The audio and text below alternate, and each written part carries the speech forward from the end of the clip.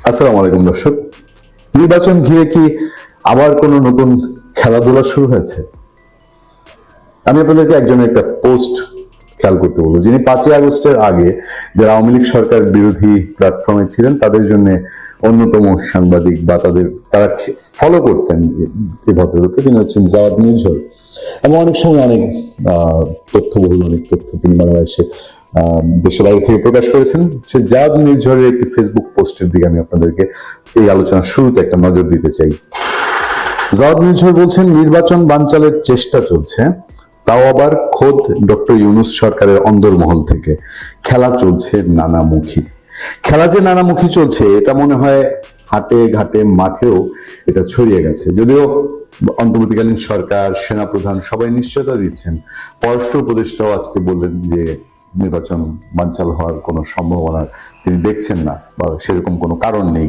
তো সব জায়গা থেকে এটা বলার পরেও চারদিকে এই আলাপ আর দূর হচ্ছে না, যেই শনি নির্বাচনের শুরু থেকে লেগেছে। ভাই নির্বাচনটা কি হচ্ছে, চলুন মাঠের দিকে।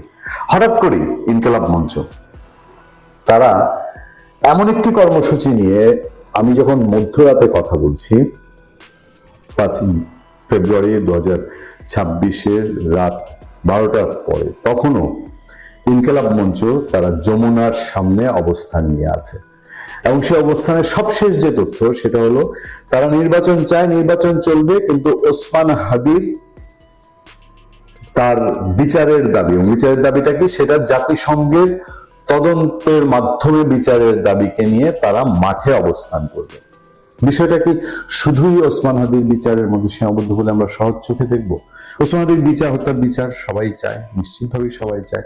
ওসমান হাদির স্ত্রী, সেই এই বয়সী একজন তরুণী, তিনি এবং একটি শিশু সন্তান, মায়ের দুগ্ধ বিপাশু একজন শিশু সন্তান, তারা তাদের পিতা, তাদের স্বামীর হত্যার বিচার নিয়ে এসছেন। কিন্তু এর বাইরে কি আরো একটু কিছু ইঙ্গিত পাওয়া যায় যে যেহেতু তারা যমুনার সামনে ইলেকশনের সময় পর্যন্ত সেখানে অবস্থান নেবেন, এবং সেখান থেকে আমি যা বক্তৃতাগুলো শুনলাম সেগুলোর অর্থ হচ্ছে তারা সেই ঘুরিয়ে ঘুরিয়ে যেটা বলার একটা বিএনপির দিকে ইঙ্গিত করে, যে বিএনপির প্ল্যাটফর্মের দিকে ইঙ্গিত করে তারা বলছে এই ধরনের কর্মসূচি নির্বাচন বানচালের জন্য সেই বিএনপিকে বারবার টার্গেট করছে। ফলে এমন কি ভেতরে চলছে যে হ্যাঁ, মাঠ দখলে থাকুক ইনকিলাব মঞ্চের ভিন্ন প্ল্যাটফর্মে, যেমন আওয়ামী লীগ নিষিদ্ধের সময় যে বিষয়টা হয়েছে, যে একটা প্ল্যাটফর্মকে মাঠে রেখে মাঠটা একটু চাঙা রাখা এবং প্রয়োজনে সেখানে আস্তে আস্তে জমায়েত বাড়িয়ে নির্বাচনের ফল, ক্ষমতা হস্তান্তর, এই বিষয়গুলোর মধ্যে মাঠের একটা চাপ তৈরি করে রাখা।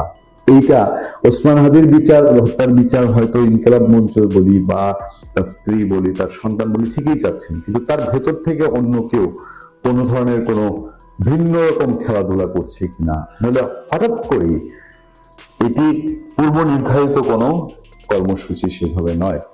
হঠাৎ করে সেখানে সমবেত হয়েছেন এবং সমবেত হয়ে যে স্লোগানগুলো তারা দিচ্ছেন এবং সেখানে প্রচন্ড নিরাপত্তা বাহিনীর উপস্থিতি আছে, এটাই খুব স্বাভাবিক।